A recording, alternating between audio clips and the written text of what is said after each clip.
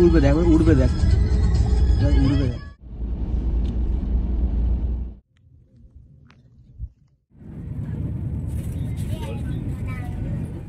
দাঁড়িয়ে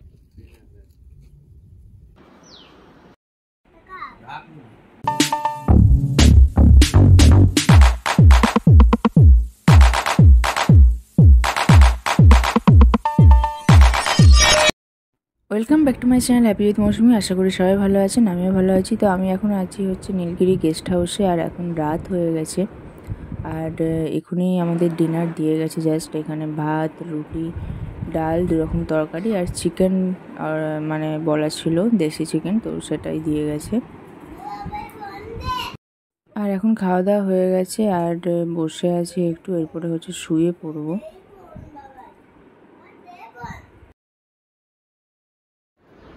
পরের দিন সকালে আমি এখন চা নিয়ে যাচ্ছি বারান্দাতে, এখান থেকেই পাহাড়টা দেখা যায়, তো সেটা দেখতে জাস্ট দারুণ লাগছে।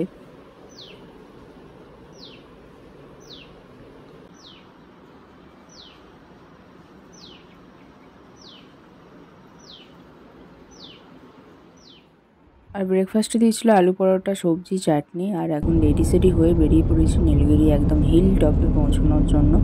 আর এটা বলে রাখি, এটা একদমই রেস্ট্রিক্টেড এরিয়া, আর পৌঁছতে গেলে পারমিশন নিয়ে আগে নিতে হয় আর কি। পারমিশন গ্র্যান্টেড হলে তবেই যাওয়া যায়। আর আর্মি বা ডিআরডিও স্টাফ হলে ইজিলি সেটা আপনি যেতে পারেন। আদারওয়াইজ আপনাকে পারমিশন নিতে হবে, না হলে এই জায়গায় আসতে পারাটা একটু প্রবলেম হবে, মানে অ্যালাউ করে না আর কি।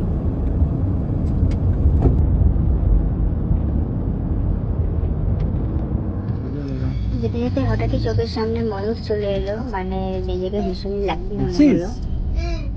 উড়বে দেখ, উড়বে দেখ, উড়বে দেখ।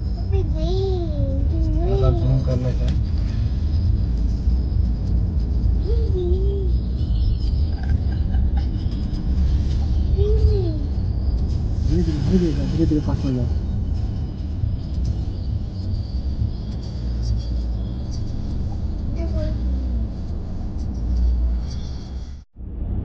নেক্সট যেটা দেখতে পেলাম সেটা হলো বাজ পাখি। এটাও একদমই আমার কাছে আনএক্সপেক্টেড ছিল, আমাদের সবার কাছে আনএক্সপেক্টেড ছিল, বাট দেখা হয়ে গেল।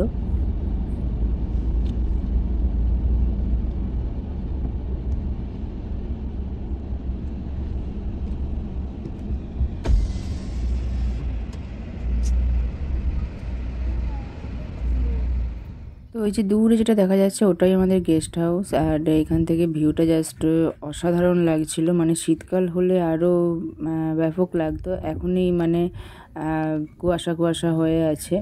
আর দেখুন ম্যাপসে যেরকম আমরা দেখি লোকেশনগুলো জাস্ট লাইক দ্যাট এরকম লাগছে, একদম এক্স্যাক্ট ওরমই লাগছিল।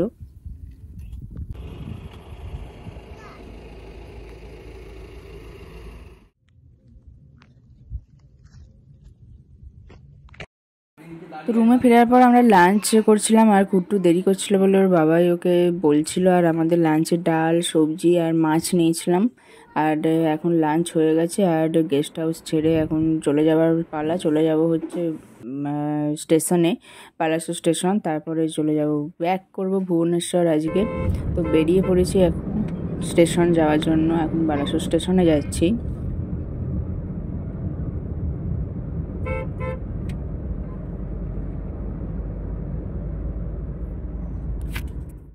আর আসার পর শুনলাম ট্রেন লেট আছে, আর বাইরে বীভৎস রোদ ছিল, সেই জন্য বাধ্য হয়ে আমরা মানে ওয়েটিং রুম নিয়েছিলাম। এটা অবশ্যই মানে পেড করে নিতে হবে, এখানে কোনো মানে না হলে বালাসো স্টেশনে গভর্নমেন্টের কোনো ওয়েটিং রুম নেই, আপনাকে প্রাইভেটেই মানে পেড করে এই পয়সা দিয়েই নিতে হবে। থাক রেখে দে।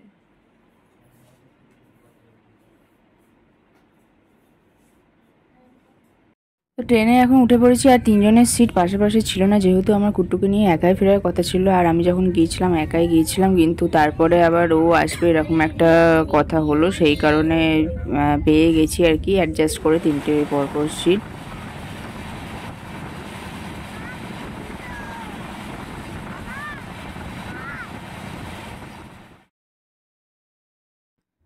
তো ব্লগটা এখানেই শেষ করলাম। আর ট্রেন থেকে নামার পর আর সেই মানে পরিস্থিতি থাকে না যে মানে শ্যুট করব, কারণ লাগেজ থাকে সাথে, বাচ্চা থাকে, ভিড় থাকে, মানে অনেক কিছু ব্যাপার থাকে, এই জন্য স্টেশন থেকে নেবে। আমি আর সেটা মানে আমার কোনো ব্লগেই আমি দিতে পারি না যে তারপরে আমি কি করলাম। তারপর বাড়িতে এসেও অনেক কাজ মানে থাকে আর কি। তো কিছু পিকস শেয়ার করলাম, এগুলো হচ্ছে সব নীলগিরি হিল টপের। আর কেমন লাগলো অবশ্যই জানাবেন। এখানেই শেষ হলো আমার ভুবনেশ্বর টু বালাসোর জার্নি। এটাই ছিল লাস্ট পার্ট। আর নতুন ব্লগ নিয়ে খুব তাড়াতাড়ি আসছি, গণেশ চতুর্থী ব্লগ খুব তাড়াতাড়ি নিয়ে আসছি। তো ততক্ষণের জন্য সবাই ভালো থাকবেন, নিজেদের শরীরে খেয়াল রাখবেন। আর আমার চ্যানেল নতুন হলে চ্যানেলটি অবশ্যই সাবস্ক্রাইব করে আমার পাশে থাকবেন। যারা পুরনো আছেন তারা লাইক শেয়ার কমেন্ট করবেন। তো আজকের মতো আসলাম, টাটা।